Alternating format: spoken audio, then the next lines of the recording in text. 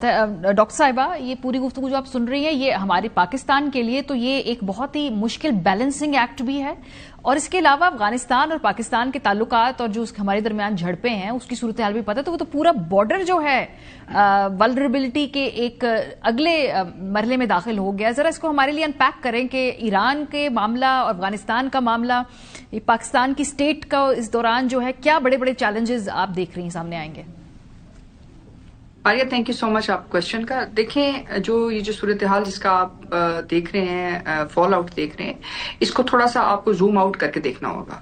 جب آپ zoom out کر کے دیکھتے ہیں تو آپ یہ دیکھتے ہیں کہ اس میں بیسکلی 4 کنٹریز ہیں جو ایک طرح سے سیکیورٹی اور ملٹری سیکیورٹی آرڈر کے اندر ایک دوسرے کے ساتھ کھڑے ہوئے ہیں، اور وہ اس ملٹری اور سیکیورٹی کوریڈور بنا رہے ہیں، جس میں ہندوستان، اسرائیل، UAE اور امریکہ شامل ہیں. اور اس کے ساتھ ہی ساتھ جو چوتھا ملک ہے، مطلب 5واں ملک ہے جو ان کے ساتھ شمولیت اختیار کر رہا ہے، وہ افغانستان کی طالبان رژیم ہے.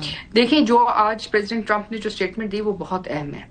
سب سے پہلے انہوں نے کہا کہ جی ہم JCPOA کے تحت جو نیگوسیشنز چل رہے ہیں اس کو ہم سمجھتے ہیں کہ وہ کافی نہیں ہے، جبکہ حقیقت یہ ہے کہ JCPOA کی جو مذاکرات تھے پہلے بھی کامیاب تھے اور ابھی بھی، کیونکہ ایران نے خود یہ سیاسی فیصلہ کیا کہ وہ ایٹمی ریاست نہیں بننا چاہتے ہیں، کیونکہ ٹیکنیکلی تو ان کے پاس وہ تمام نالج ہے.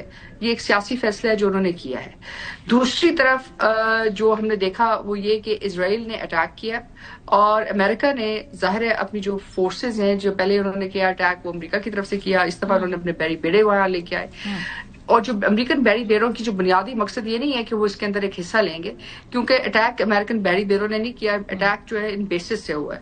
اور یہ جو اٹیک کے لیے یہ بیسکلی کنٹین کرنے کے لیے تھا کہ ایران کا جو رسپانس ہے اس کو کنٹین کیا جا سکے. تیسری بات انہوں نے یہ کہی کہ جو اسرائیل نے کہی کہ جی ہم ایران کے جو بھی ایسٹس ہیں، یعنی کہ جو نان اسٹیٹ ایکٹر ایسٹس ہیں، یعنی کہ حماس ہو گیا یا باقی ممالک میں جو ان کے روایتی یا غیر روایتی ان کے ایسٹس ہیں، ہم ان کو ایلیمنیٹ کریں گے، جیسے انہوں نے عراق میں کیا. اب ان کو کاؤنٹر کرنے کے لیے آپ کے پاس ایک رپورٹ آئی تھی رشیا کی طرف سے بھی، اور ہم بھی اس وقت اس صورتحال سے اس کا سامنا کر رہے ہیں، وہ ہے کہ 33,000 سے زائد جو ہے اس وقت آئیسس اور ان کے ساتھ منسلک مختلف جو دہشت گرد ہیں وہ افغانستان میں موجود ہیں. ظاہر ہے کہ جو 33,000 دہشت گرد ہیں یہ کس لیے موجود ہیں؟ اب ہم ملٹریلی اس کو انفورڈ کرتے ہیں. جب آپ ملٹریلی انفولڈ کرتے ہیں تو میزائل ٹو میزائل تو یہ چل بھی سکتا ہے، رک بھی سکتا ہے. مطلب اسرائیل نے اٹیک کیا، ایران نے اس کا واپس اٹیک کیا، ملٹری بیسس پہ اٹیک کیا، ٹھیک ہے کچھ جگہ پہ انٹرسپٹ ہوا ہے، لیکن دا فیکٹ کہ وہ ہر جگہ کے اوپر انہوں نے میزائلز بھیجے ہیں، اس کا مطلب یہ ہے کہ sooner or later they can create an effect. اور یہ چھوٹی چھوٹی ریاستیں ہیں، سو ایک بھی سکسیسفل اٹیک از مور دین انف. اس کا مطلب یہ ہے کہ جو ایکچوئل ان کو چیلنج آ رہا ہے وہ کیا ہے؟ ایکچوئل چیلنج یہ ہے کہ جو ساری جو گلف کنٹریز ہیں اگر آپ دیکھیں وہ خاموش ہیں. مطلب ایک بیان دے دینا کافی نہیں ہے. انہوں نے مطلب اگر بیان میں مطلب ان کو کہا بھی ہے، لیکن دیٹ از اباؤٹ اٹ. اس کا مطلب یہ ہے کہ امریکہ پہ بھی ریورس پریشر ہے کہ یہ جو بیسز ہیں یہ ملکوں کے لیے چیلنج نہ بن جائے. اور یہ امریکہ کی اپنی وجہ سے ہوا ہے، کیونکہ جب قطر میں اٹیک ہوا تو امریکہ نے کہا کہ جی یہ تو قطر پہ اٹیک ہوا، یہ امریکن بیسز پہ نہیں ہوا، کیونکہ امریکن بیسز کے اور امریکن مفادات اس میں نہیں تھے، اس لیے ہماری بیسز ایکٹیویٹ نہیں ہوئی. تو اب جب ان بیسز پہ اٹیک ہوا تو سارے ممالک کہہ رہے ہیں کہ جی یہ ٹھیک ہے امریکن بیسز پہ اٹیک ہے، یہ ٹیکنیکلی ہمارے پہ اٹیک نہیں ہے. سو یہ ایک ڈائیکاٹمی اور یہ پریشر ریورس ہوا ہے. اب اصل چیلنج یہ آتا ہے کہ جسٹ ٹو کمپلیٹ دس، اصل چیلنج یہ ہے کہ جو گراؤنڈ فورسز ہیں وہ کہاں سے آئیں گی. یہ گراؤنڈ فورسز ایک آپ کے پاس نان اسٹیٹ ایکٹرز کی جو افغانستان کی طرف سے آنی تھی، اور دوسری طرف جو ہے جو اس کا جو سائلنٹ پارٹنر ہے وہ ہندوستان ہے، جو اس وقت پاکستان کے نارتھ میں ان کی ایئر فورس جو ہے ایکٹیویٹ ہوئی ہوئی ہے، اور ساؤتھ میں جو انڈین اوشن ہے اس کے اندر بھی ایکٹیویٹ ہوئی ہوئی ہے. اور یہ جو گٹھ جوڑ ہے جو انڈیا، اسرائیل، افغانستان اور امریکہ اور UAE، یہ بیسکلی ایک طرح سے آپ سکتے ہیں کہ ground forces non state Afghanistan نے دینی تھی، گراؤنڈ فورسز انڈیا نے دینی ہے، کیونکہ بیکا، کمکاسا اور لیما اگر یہ بیسز یہاں سے ریموو ہوتے ہیں تو امریکہ کے کو ایک لینڈ بیس چاہیے.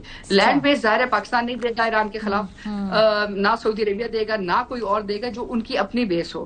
تو اس کا مطلب یہ ہے کہ جو اونلی اویلیبل آپشن ان کے پاس رہ جائے گی وہ ہندوستان کی ہے. اور جب ہندوستان اس کے اندر ایکٹیویٹ ہوتا ہے اور افغانستان ایکٹیویٹ ہوتا ہے تو یہ ایک چیلنج ہے. اب اسی کو آپ ٹائم آؤٹ کر لیں پاکستان، جو پاکستان کے اوپر اٹیک کیا گیا آپ، اور اس سے پہلے جو ماں بارگاہ کے اوپر اٹیک کیا گیا.